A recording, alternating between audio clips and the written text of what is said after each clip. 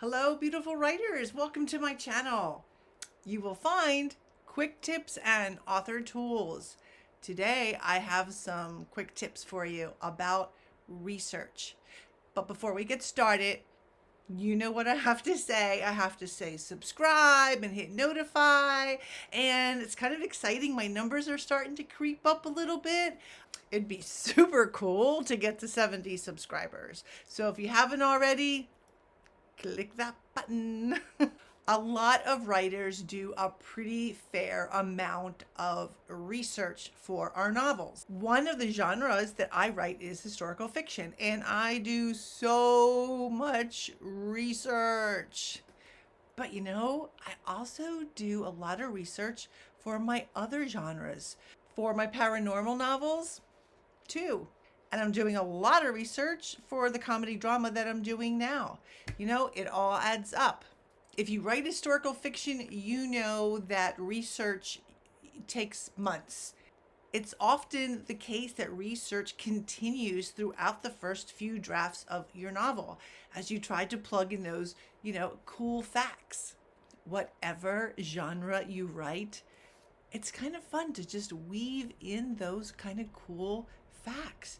And one of the problems with research is we get carried away, but I'm going to give you a few tips, not about that. That would be another time, but how to organize your research.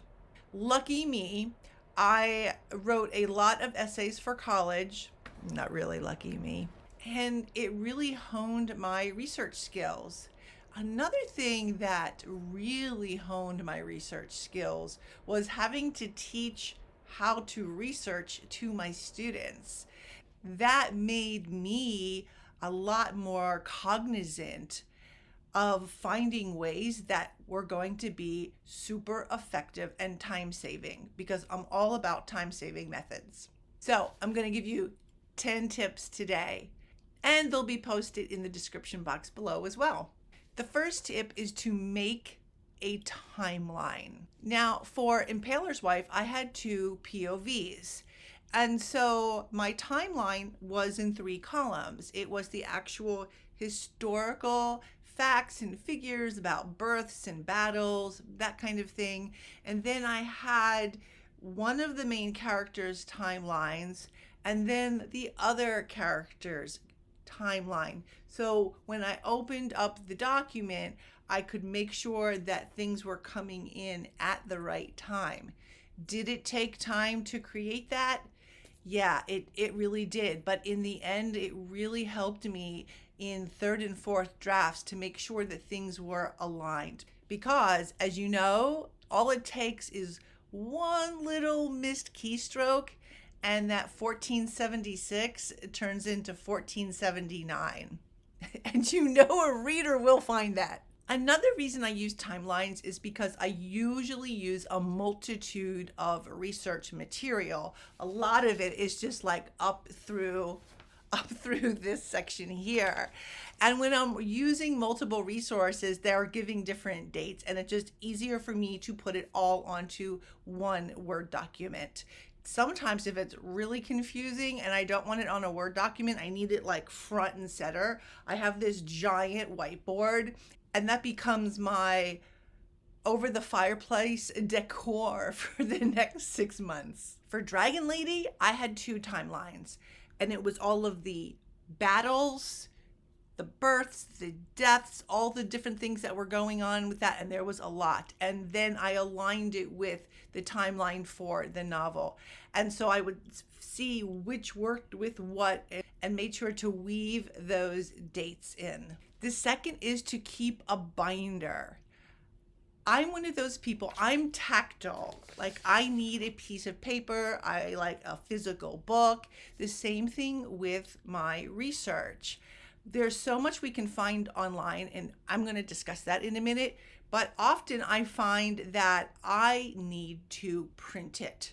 I need to print the material. Now I'm going to show you the 2 binders. They're not in binders anymore. I took the paper out and actually filed it in my file cabinet, but I want to show you what I did. So it was all in a binder. and it was for, which one is this?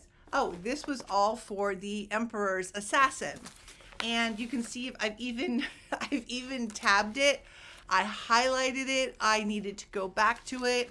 I found really cool things, and it allowed me to actually have a physical copy of a lot of that stuff I found on the internet that I knew I was going to be needing it pretty frequently.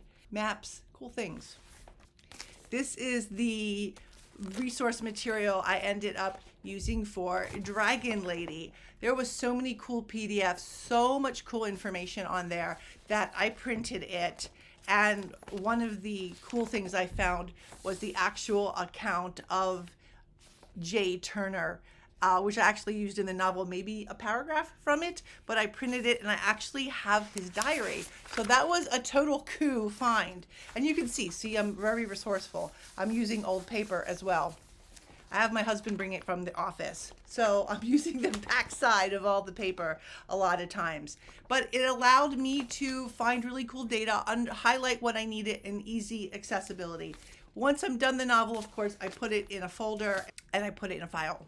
The third is how to save your websites. I save my websites or photos onto Pinterest and I make it a secret board. It allows me to access the photos, the maps, a lot of the articles, and I don't have to go search for them, especially the photos. And after I'm finished with the novel, I make that board public. So you have another way to showcase your work to readers on Pinterest. I find that putting things, the first book I ever did, I put everything on my favorites, and that didn't work because after a few months, my favorite list was like way too long. The fourth trick that I learned really goes back to my essay writing days and my thesis writing days for my master's. And I found that when I write the first, second draft, I need to refer to things all the time. And so what I do is I embed the URL right into the draft of my work. That way, when I come back around to it with the next rewrite, if there was a question, if I wanted to add something, if I wanted to double check on something, I just clicked on the URL, bam, it took me there, easy check. Of course, I pull those URLs out at probably the fifth or sixth draft. You don't want those in there. When I pull the URLs out, I make a Word document and then I save them chronologically on the Word document. That way, I somehow always have them. I just feel better that way because it just seems so often that, my editor might ask me, what was this again? Or did you spell this correctly? And if I didn't save it, I can never find it again. That happened with Confessions of a Sheba Queen. I had found an amazing local name for some rodent. I could never find it again. I searched and searched, and finally I think I just said, rodent, which just didn't have the same flavor as the local name. The fifth is in-text citations. That sounds like an essay thesis thing, and you're absolutely right. As you can see, I have a lot of research books. So I can't insert an actual URL that takes me to the site. So I actually use in-text citations. If you remember from school, is the book and the page number. So if I have source material, I have a fact, I have a detail from this particular book, then I'm writing the book in and then the page number where I got it. That way, once again, if I have questions, I want more detail, I can access it quickly because when I write the first couple drafts of things, my books are already stacked next to me because I'm always checking and rechecking things. The sixth tip, and some of you might not like it, and some of you may already have noticed it from the book that I used here, is that I purchase my books. I purchase them. Why? Because it gives me an excuse to buy a book. I don't really, because I like to mark them up. I know, it's sad. This, you can't get this book anymore. You can't purchase it on Amazon. It had to come from a private.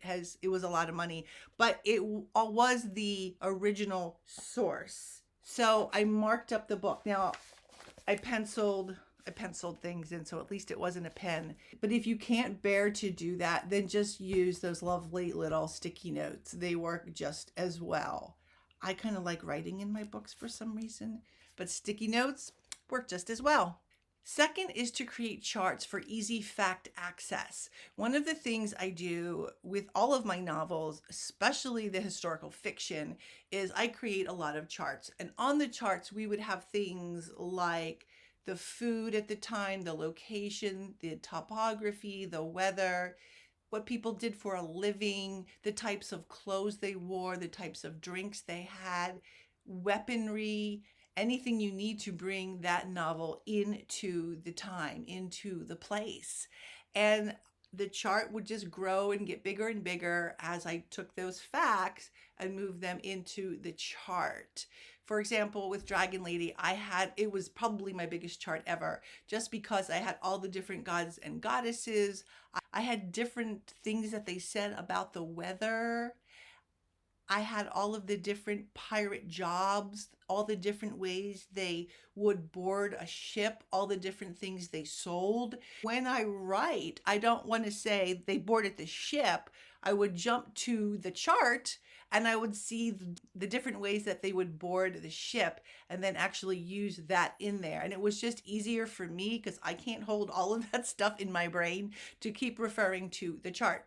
The seventh is to use a primary source. Now, I've held this book up a few times. This book was a primary source. It was worth I think, $120 I paid for it, because let me show you something.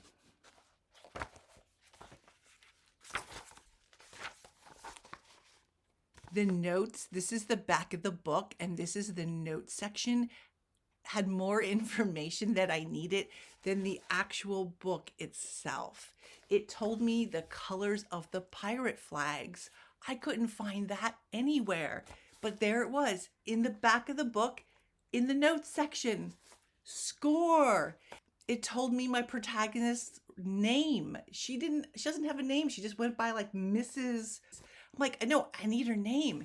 I found this in the notes section. It was gold. It was worth every dollar. The ninth research tip is your phone. A lot of times when I'm not actually actively writing, I am maybe at the grocery store, or I'm watching TV sort of kind of, and a commercial comes on, or I'm sitting at a really boring family event, and I'm just kind of bored and I know I need some information for a novel. And so I start scrolling on my phone, right? When I find some amazing website, and I always find them when I'm scrolling on my phone, right? I'm like, oh, I immediately send an email to myself with the URL in it. That way, when I come back to my actual computer and I need to go look it back up, bam, it's right there. I find that super easy. The 10th research tip is to use Wiki as a springboard for diving into more complex, nuanced material. Wiki is great for some basic stuff, but if you scroll all the way to the bottom of Wiki, you're going to find where they got all their source material. And sometimes all it takes is a click, and you are on that source material, and then you get a lot more information. So I tell writers to use Wiki, but then scroll down and use their own source material to find what you need. So those are my 10 research tips. I hope you can use some, add some to your own research tips. I hope you found them useful.